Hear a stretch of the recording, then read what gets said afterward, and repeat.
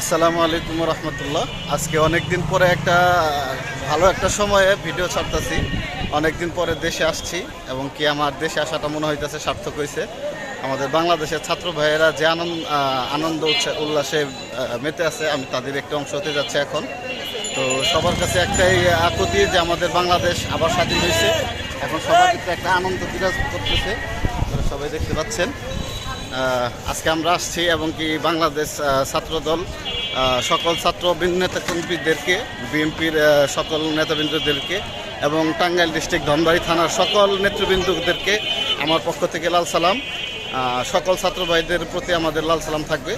যারাই শহীদ হয়েছেন আল্লাহ তাআলা তাদেরকে জান্নাতের উচ্চ মাকাম দান করবে। তো আমি এখন বর্তমানে আপনার শাহবাগের রাস্তায় আছি। তো আপনারা আমাদের জন্য দোয়া খেয়াল করবেন ইনশাআল্লাহ। যে স্বাধীনতা এসেছে সেটা যেন বজায় থাকে, আমরা সকলে চেষ্টা করব। আর হাসিনা বাংলাদেশ থেকে পালাইছে, সবার মনের আশা পূরণ হয়েছে। আল্লাহ তাআলা সবাইকে কবুল করুক, আর সকল ছাত্র ভাইয়ের রক্তকে আল্লাহ তাআলা কবুল করুক।